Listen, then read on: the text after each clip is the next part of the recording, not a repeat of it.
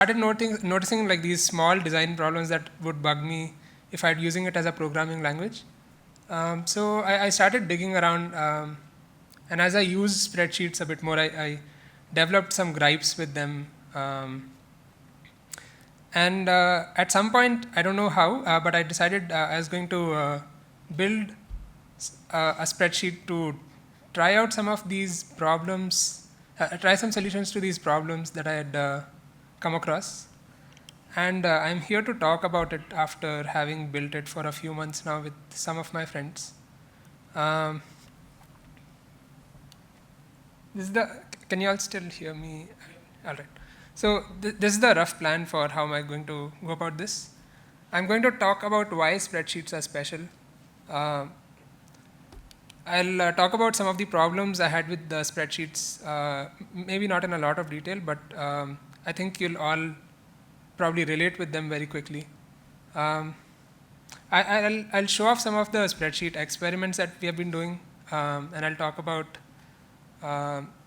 how we've been thinking about these experiments as you would think about building a programming language kind of mindset. At the very end, I'll very briefly touch upon how you can build your own spreadsheet and how we've been approaching, like what are the moving parts in a spreadsheet. And maybe by the end, I'm thinking you'll start thinking about the way you use spreadsheets a little more, a little differently, and you'll be aware of all the subtle things that happen when you're using a spreadsheet that'll make your spreadsheeting experience more enjoyable. All right, so let's get started. I'll start by talking about what's special about them. I think people tend to think about spreadsheets in very specific ways depending on the way they use it. Some people think it's a document. You could ask if it's a database. You can dump information. You can retrieve information from it. You can even ask if it's real programming because the formula language seems kind of nice, but it's also kind of not nice in a lot of ways. I think the answer to what's special about spreadsheet lies in the fact that they're at this interesting intersection of these three use cases. So you can use it as a storage medium. You can dump data into it and like slice and dice things. You can make to-do lists. You can make tables. You can make charts and graphs. And then you can do math, like accounting, bookkeeping things. And most of the interesting work in spreadsheets happens at the intersections usually. So it's at the intersection of 2 or 3 of these things. I think most importantly, the feel of using a spreadsheet is what gets me. I think you just open a spreadsheet and you start using them. There's no ceremony to it. You don't have to think about how am I going to structure this program? What's the interface to it? The interface is there. There is some very loose structure to it, and I'll come to like what the structure of a spreadsheet is in terms of a program. But yeah, they've been around for a while. They are super productive to be in. They have this very specific visual property to them, which will come handy later. This is something I found out much later, but I'm going to tell it to you upfront. The spreadsheet grid allows you to put numbers and text next to each other. And just by using separation and togetherness and colors, you can express your problem in very intuitive ways. And sometimes you might not even register the way the way you express a problem. So here's a small list of like numbers, and there's a total happening. And yeah, there's some separation and some white space, just doing a very simple thing, but still very interesting. This is the kind of spreadsheet program I'm talking about. I don't know if this is very visible, but this example, there's some architects estimating some households' electrical consumption over a year. So there's some time series data on the left.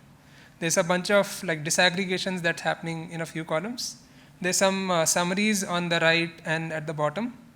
And then there's like a note on the right. And all of this is happening in like a very compact arrangement. I'd like you to think about how much of the problem is also being dealt with just by using separation, color, and like spacing.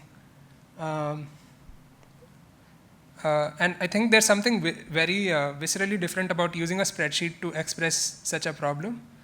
Although they are very similar to the way we write programs in a lot of ways also.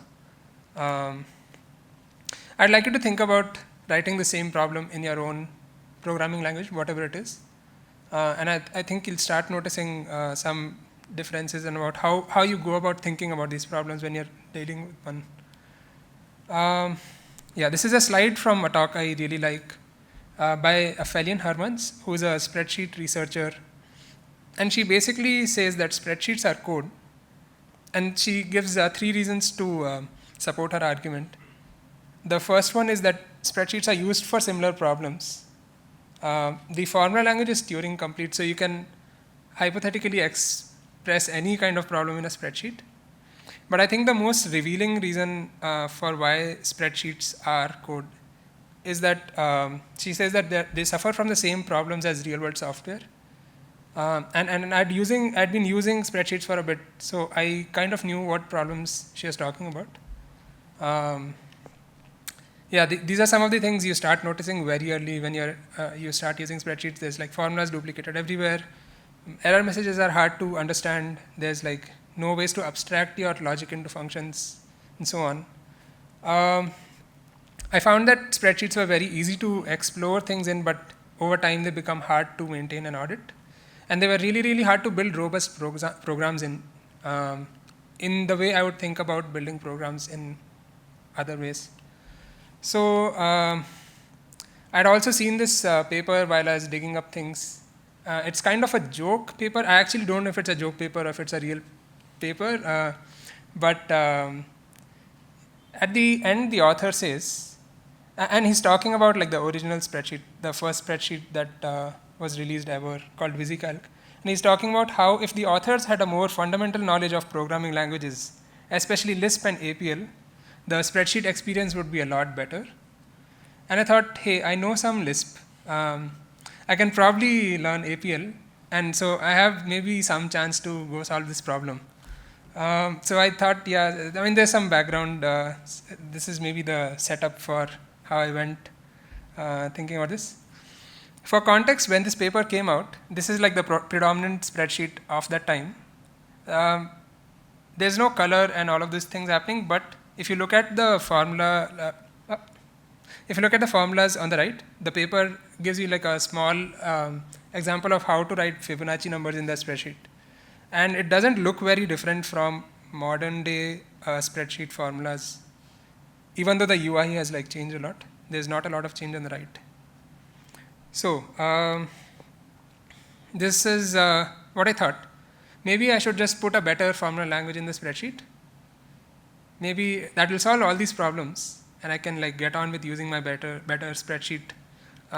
There's a few things like AppScript and VBA in existing things, but these are all things that sit outside the spreadsheet. So I'm thinking about something that is immediate and I can work with inside the spreadsheet. I thought, what if I just like put Clojure in the spreadsheet, because that's the language I like the most. So I'll give you like a short demo of what went down when I did that. Can you all see the font? Yeah, I guess.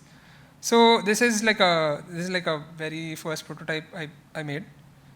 You can type any Clojure expressions here. So you can say +1, 2, that says 3. You can do some array things also. So you can say, I want to increment all these numbers from A2 to A5 by 1. And that like sort of spills as you would expect in Excel or Google Sheets. You can also do slightly fancier things. So here I'm doing a sum of things here from D6 to D8 to give me the sum of quantities of all the fruits that I have in my basket. You can also start doing funkier things because now there's Clojure in the spreadsheet. You can multiply lists together using a map like this. And here I am constructing a hash map from this range. So I wanted to check what the quantity of apples is. So I've taken this range over here. and I've constructed a hash map, and I'm looking up the value apples from this hash map. And so I get the value 5. This was all going fine. I'd started playing around with this for a bit. And then I ran into some issues, I'd say. I think the first one was that there's some dissonance between what you're thinking of when you're writing Clojure and what the spreadsheet paradigm is about. There's small things like having to map explicitly when you're doing an increment, or having to map explicitly when you are multiplying to lists. There's things like arrays inside the cell, and that doesn't fit well with how you think about spreadsheet values. So there's this cognitive cost to switching between Clojure back and forth every time you write an expression in this Clojure spreadsheet, and I found it a bit irritating. There's also this APL array-oriented hint that the other paper had dropped, and that sounded interesting because you don't have to do these explicit maps if you're doing array-oriented programming. And I think in general, I experimented with I played around with spreadsheets that do Python in spreadsheets. There's one that does R. And there was some degree of awkwardness to all these things. And it seemed like all these problems, like the problems we were talking about, are maybe deeper. So I decided to take a step back, and then we started thinking about what else can you think about, like what is the problem here, essentially. Maybe it's bigger than just being able to put a formula language in a spreadsheet and then solves things. We started thinking about what would you want from a programming language as programmers. And there's like a list of things that you can think of. So we like languages that are expressive. We like some tooling to assist with change over time. So when code bases change hands between people, there's like tests and version control that help you deal with that. You have like debugging tools, and you want your software to compose well with other software. Spreadsheets lack on all of these fronts by a lot, and there's a lot of evidence for it collected by spreadsheet users on like how introducing these features to spreadsheet might improve the experience, but there hasn't been a lot of like introduction of these into commercial spreadsheets. We started thinking about the state of spreadsheets basically in these terms, and that is a way to frame spreadsheets that we chose, I think, but it's an interesting framing because it reveals a lot about the nature of spreadsheets, I think.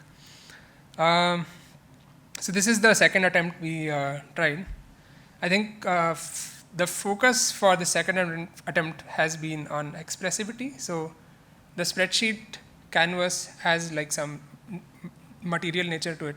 And how do you build a programming language that suits the visual nature of spreadsheets?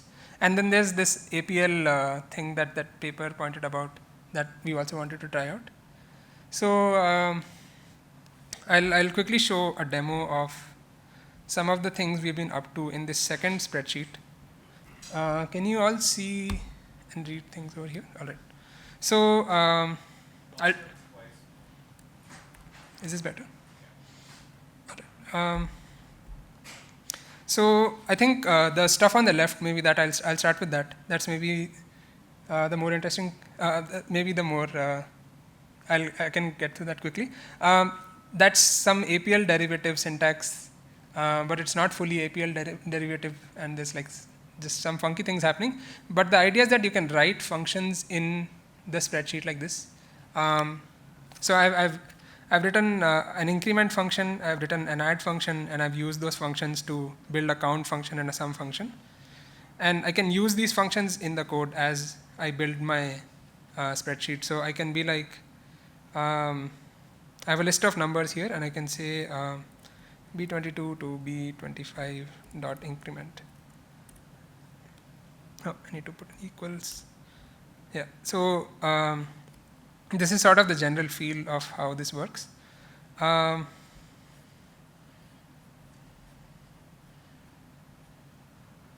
Actually, I was supposed to come to this demo later. So I'll go back to my slides, and I'll come back to this demo later, maybe. Is that all right? I think it should be fine. All right, so where was I? We were talking about expressivity in spreadsheets. And I think the starting point for understanding how people express their problems in spreadsheets is how data is structured on like the free-form grid. This is something we found out very early on. Spreadsheets are basically a software to draw tables on. You might think of like putting data randomly on spreadsheets, but usually you end up drawing some kind of table on a spreadsheet. These tables are very rich, so you can squeeze a lot of information into a very tight space, and you can sort of make all these inferences that are not possible with using regular data structures like arrays or dictionaries. This is an example of the same table being drawn in two very different ways. So it's talking about the same kind of classification of fixed deposit and regular deposit rates, but visually they're slightly different. And so there's this richness and freeformness to these tables that is kind of untapped in how we deal with them in the formula language. There's this really nice talk by Daniel Gregor. He gave it at Conj 2018. I think it's maybe one of my favorite talks of all time, where he talks about all these ways to look at data through making tables. And he talks about how these tables can express inferences in ways that you really can't do in any other ways. So here's a few examples of the kinds of table he talks about. And I'd maybe let you look at these for a couple of seconds to think about how people make these tables in spreadsheets also. Let's take this very simple example of the table. I wanted to show a few questions that you would ask, the few formulas you would write with this table in the spreadsheet formula language, and see how it does, what the interface is like. So you would, if you wanted to ask how many people are there, you would say the count from B2 to B4. Looking up James' age is a VLOOKUP or an XLOOKUP if you're familiar with an XLOOKUP. There's a query to write. There's a query to get the total junior salary. So it's literally just doing a sum on C3. It should be C3 to C3. Anyways, I add a piece of information to this table. So I've added a new element here, and all these queries immediately break. So none of these references anymore point to the data they were pointing at before. And this is the kind of mismatch I'm talking about when I say these tables aren't represented well in these formulas. So the problem we started working on was how do we deal with these rich tables in formulas. And now I'll get to the demo. So I have that same example of data opened here. This is a prototype that we've been working on. But basically, you can draw a frame around this table. And the way we'll work with this is by marking these labels as labels explicitly. So I'll say this name is a label, and you can point to things using a label.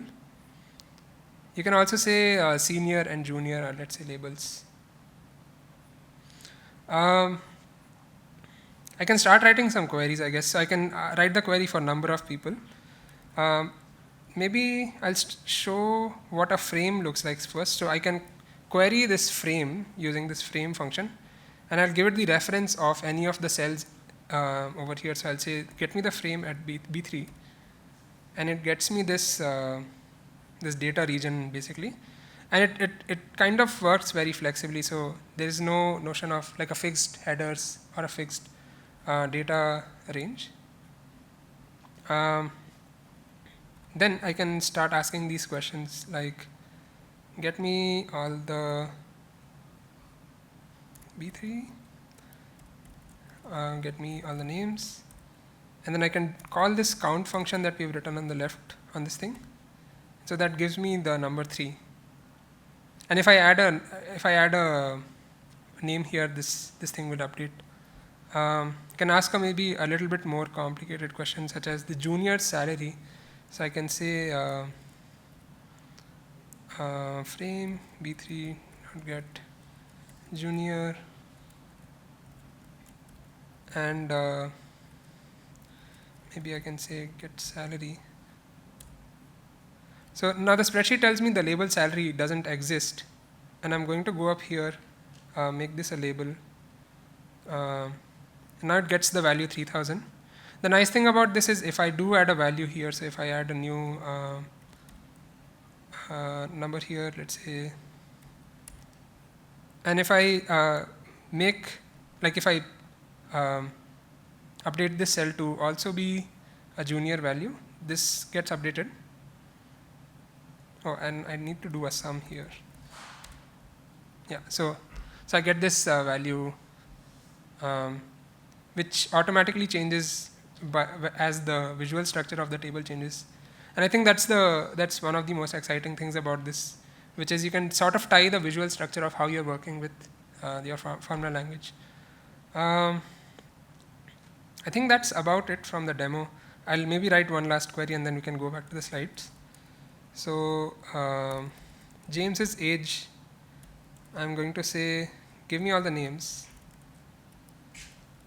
I'm going to filter for the names where the value is James, and I'm going to say for the row James is on, get me the age. Now this formula syntax might seem a bit weird, and it is some made up formula language, I would say, but it is maybe like a version of a formula language that you can come up with, and there's maybe like 10 of these that you can think of to work with such a visual data structure. So yeah, it says label age doesn't exist. Oh yeah, label age. I made this a label. Yeah, if you see me clicking around in these cells manually, it's because some of these interactions don't recalculate the spreadsheet. So yeah, it's like a prototype, but yeah, it gives me James's age, and I can, like, if I add another James, for example, here, gives me all the spill error. Okay, never mind. Yeah, okay. It's giving me all the James's age here. All right. So I'll go back to the demo, to my slides now, and I'll maybe now talk about like what building like this has been like.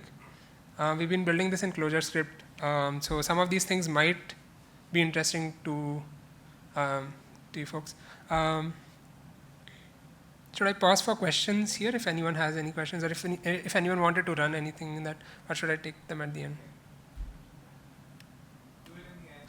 All right, so I'll move on to the how to build this stuff, and I'll probably go through this very briefly because there's a lot to cover here, and it's fairly well documented on the internet and in general. So the fundamental problem we are trying to solve with the formula language is converting such an expression to such a value.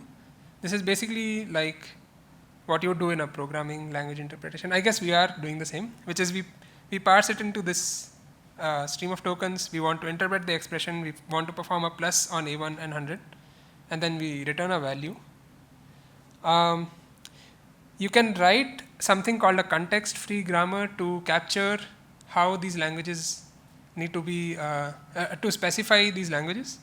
And a context-free grammar is basically, actually I'm not going to say it. I was going to say it's a glorified regex, but it's not. It's much, it's a different thing, but you can think of it similar to how you think about regexes in some ways.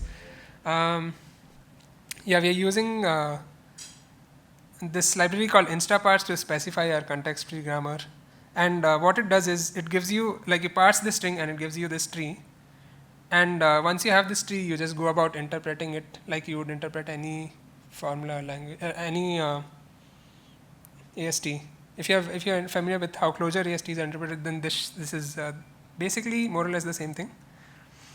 This is the full grammar of the formula language. I don't know how much of it is visible, But maybe the interesting bits here are the way operations and expressions are defined.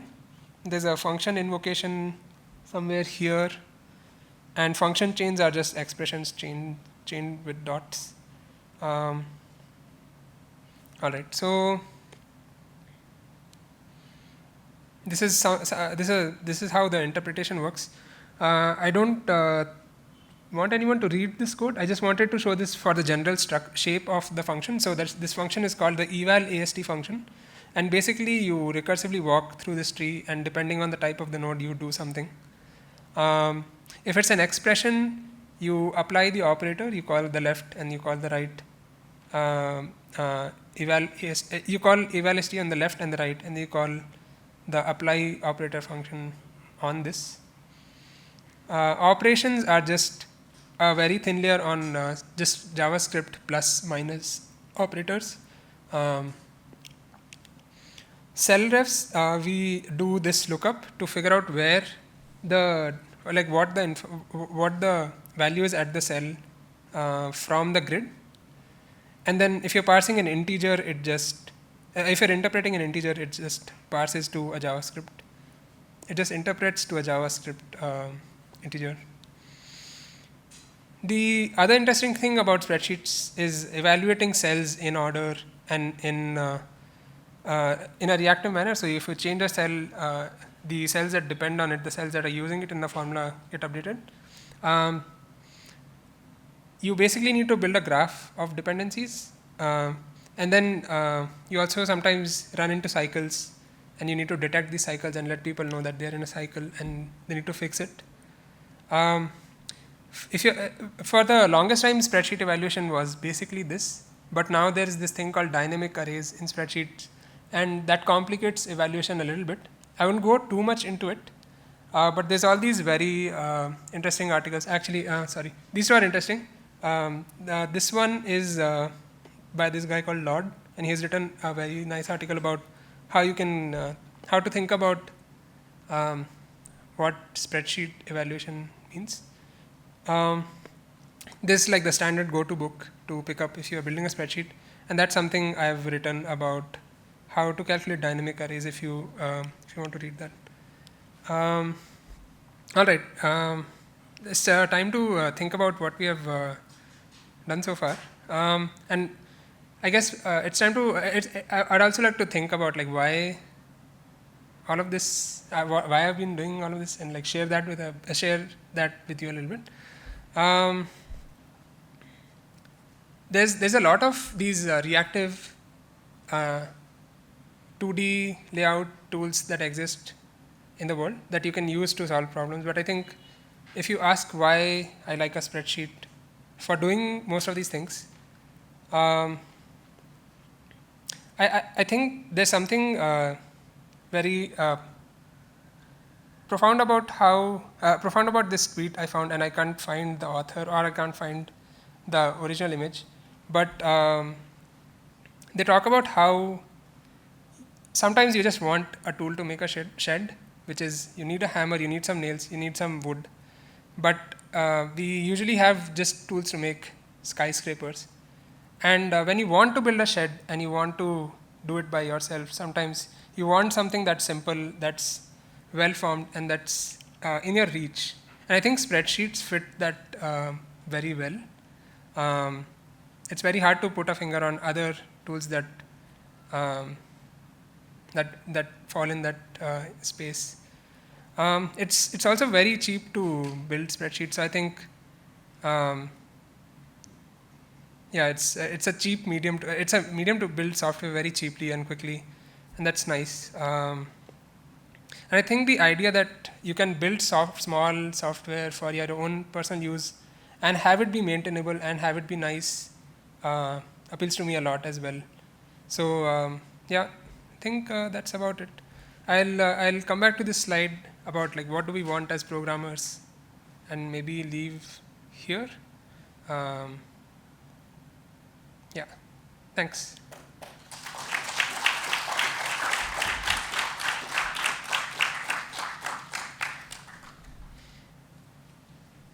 Do we have time for questions?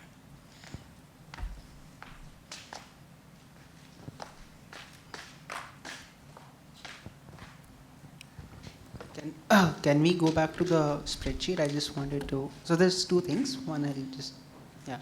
So on the senior frame, can you just add one more row below Rahul? I just wanted to see what happens then. Over here. No, below Rahul. Yeah, under and then the senior frame. Oh, sorry, I can't insert rows into this spreadsheet. It doesn't have an insert row button. Okay. Okay. But ideally, if you were able to insert a row in the middle, that would show up. I can maybe insert something here. Yeah. And okay, there's no. Okay, it showed up here. Hmm. But maybe a nicer query to do would be, say, and it like picks up everything until the end of the frame. Also, can you go back a few slides? I just wanted to know which formal language was that? Like, when you're defining the syntax for the, yeah, is it like a Bacchus now or thing? It is, yes. Yeah. Okay.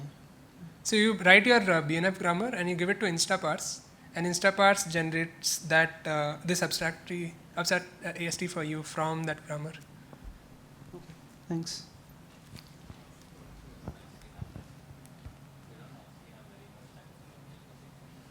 Yeah. Okay. I can take one more question. These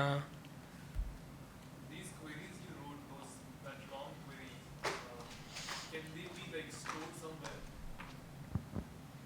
I saw that the functions you can define. Can the queries be also stored? Yeah. So I think you can. I have never done this before, but maybe you can just take this, put it in a function, call it fun. I'm doing this for the first time, so it might fail horribly. Yeah. Um, It's a prototype. That's fine. And maybe you can just call fun here. Oh, I need to run this code first. I can say fun. Okay, it works. Phew. Nice. But Right. thanks. Yeah, I think you can store them there.